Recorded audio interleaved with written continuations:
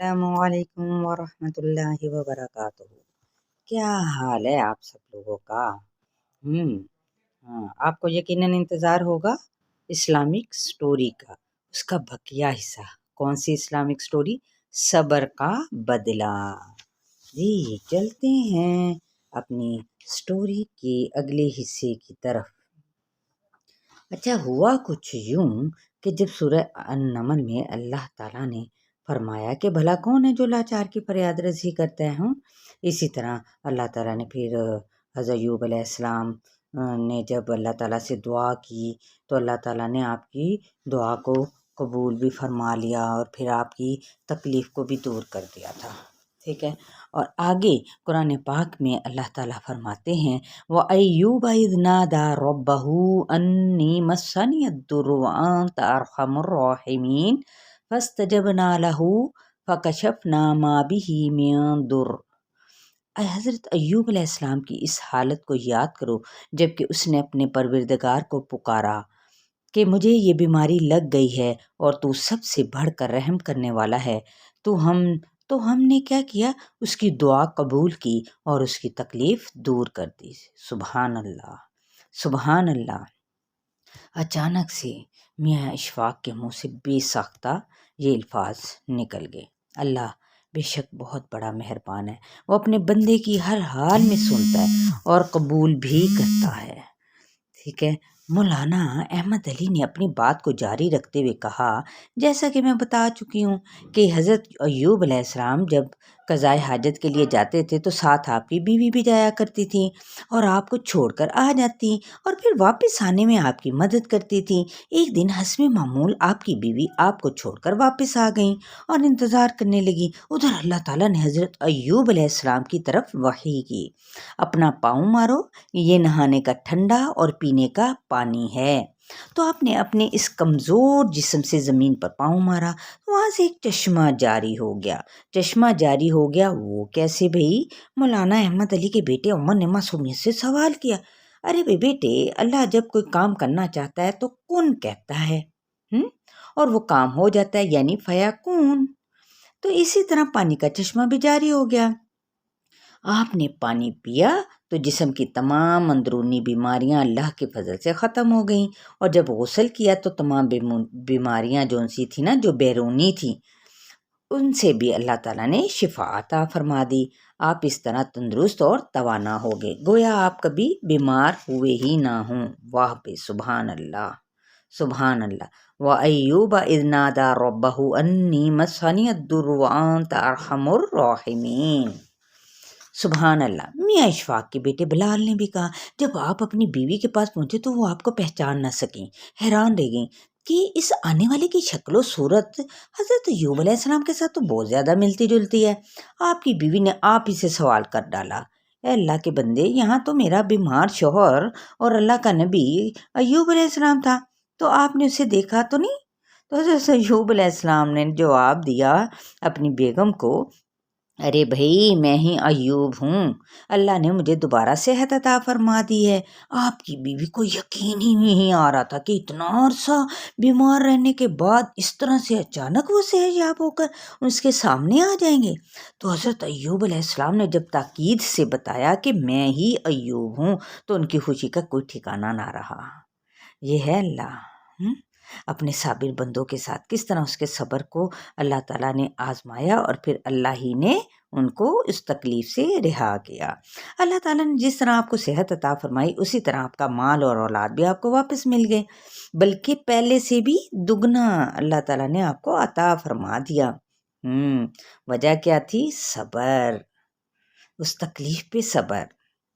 وہ یعنی واویلا نہیں انہوں نے کیا تھا۔ اچھا، پہلے سے دگنا وہ کیسے؟ میاں اشفاق کی چھوٹی بیٹی جو سی تھی نا رابعہ، انہوں نے کہا واہ بے وہ کیسے؟ تو رابعہ نے سوال کر دیا، ہاں بیٹی، اللہ تعالیٰ قرآن مجید میں فرماتے ہیں کہ جو شخص اللہ سے ڈرتا ہے اللہ اس کے لیے چھٹکارے کی شکل نکال دیتا ہے اور اسے ایسی جگہ سے روزی دیتا ہے جس کا اسے گمان بھی نہ ہو، اور جو شخص اللہ تعالیٰ پر توکل کرتا ہے اللہ اسے کافی ہو جاتا ہے۔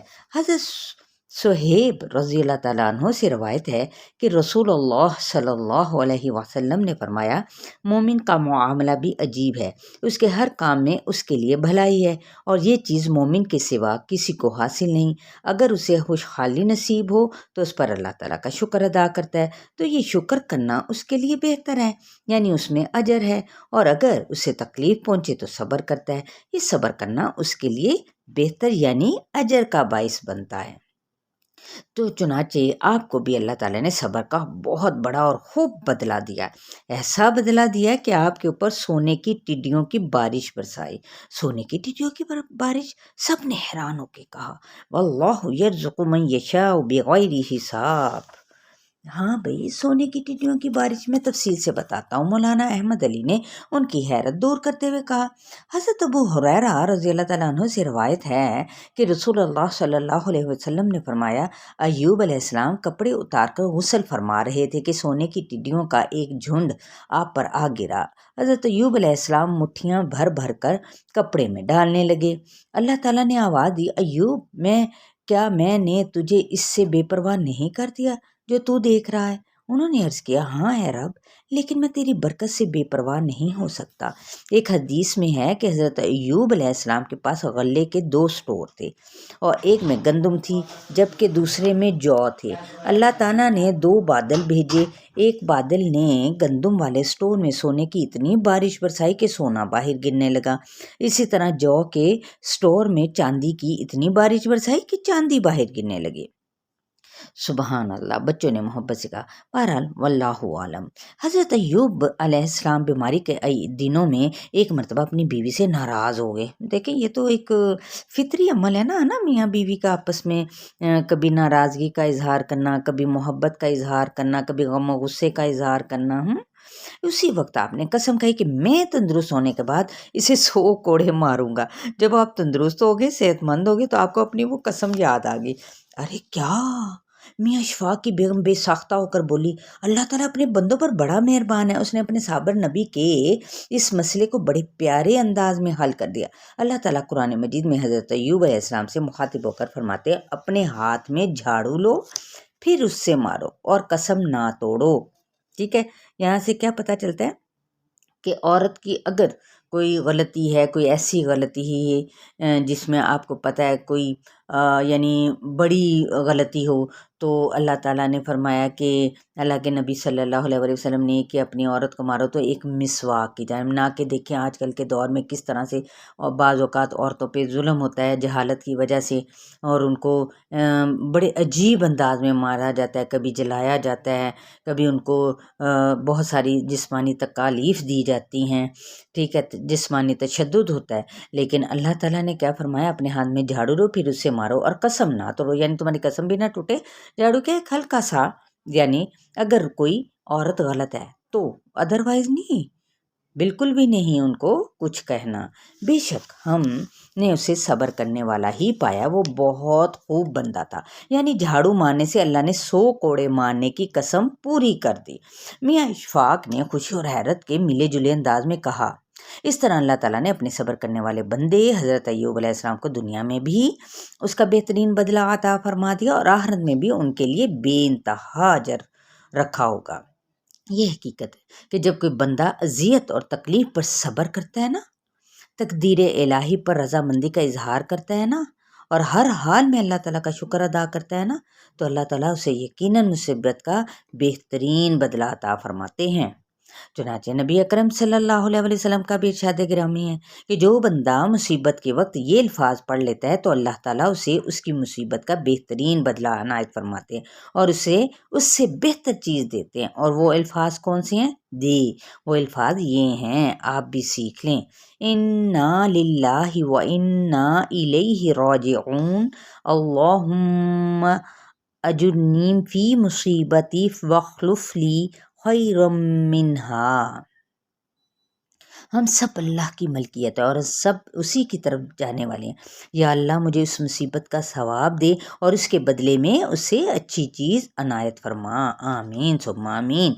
मियाँ इशफाक इन अल्फाज को क्या कह रहे थे, बार बार दोहरा रहे थे कि याद हो जाए। تو انشاءاللہ تعالی ہم نے بھی یاد کرنے کی کوشش کرنی ہے۔ صبح کی نماز سے فارغ ہو کر میاں اشفاق دعا میں مشغول ہو گئے اور ان کے اسی دوران موبائل فون کی گھنٹی بجی۔ میں سیٹھ دلاور بات کر رہا ہوں۔ ہیلو، وہ ہیلو کہنے لگا۔ ٹن ٹن ٹن، یار یہی بیل کی ہوتی ہے نا موبائل کی، یا تو آج کل عجیب قسم کی ٹونز گانوں کی لگ جاتی ہیں، اتنی واہیات گانے۔ لیکن نہیں، اب ہم نے کیا کرنا ہے، آیات کی ٹونز کو انشاءاللہ تعالیٰ اپنے موبائل کی رنگ ٹونز میں بھی سیٹ کرنا ہے۔ سیٹھ دلاور، میاں اشفاق کو گویا اپنے کانوں پر یقین نہیں آ رہا تھا۔ جی میں سیٹھ دلاور بات کر رہا ہوں، آپ کا پرانا دوست اور شراکت دار۔ میں عمرے کی سعادت حاصل کر کے لوٹا ہوں۔ اللہ نے مجھے ہدایت دے دی ہے۔ میں نے جن جن پر زیادتی کی تھی یا ان کا مال کھایا تھا، ان سب کا مال میں نے واپس کر دیا ہے۔ اچھا، اور کیا کیا؟ ان سے معافی بھی مانگ لی ہے۔ میں نے آپ کی بھی ایک خطیر رقم جو دبا رکھی تھی اور ناجائز آپ کو تنگ کیا تھا، میں اپنے کیے پر نادم ہوں، شرمندہ ہوں، اور آپ سے اب میں معافی مانگتا ہوں۔ میں نے یہ فیصلہ کیا ہے کہ کراچی کینٹ میں میری جو کاٹن فیکٹری ہے نا، وہ آپ کی رقم کے بدلے میں آپ کو دے دوں۔ واہ بھائی واہ، آپ کل تشریف لے آئیں، میں وہاں آپ کا انتظار کروں گا اور کل سے آپ اس فیکٹری کے مالک ہوں گے۔ اسی دوران میاں اشفاق کی آنکھوں میں آنسو تھے، حیرت اور خوشی کے آنسو۔ وہ اپنے اللہ کا شکر ادا کر رہے تھے۔ یہ ہے صبر کا بدلہ۔ کیا لیسن ملتا ہے ہمیں کہ ہر رات کی سحر ہوتی ہے، ہر دکھ کا مداوا ہوتا ہے، ہر آزمائش کا بدلہ ملتا ہے، لیکن کیا ہے؟ صبر شرط ہے۔ آدمی آسائش کا اگر عادی ہو نا، یعنی سہولتوں کا، مال و دولت کی اس کے پاس فراوانی ہو، اولاد آنکھوں کا نور ہو، تو دل میں کبھی رنج کا سایہ بھی نہیں پڑتا۔ اور اگر یہ سب اچانک چھن جائے تو سوچیں ذرا، سوچیں کیا ہوگا۔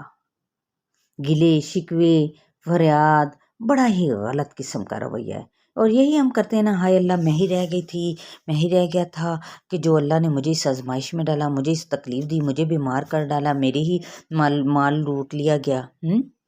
حالانکہ دیکھیں یہ بڑا ہی غلط رویہ ہے، اور یہی عموماً ہمارا طرز عمل ہوتا ہے۔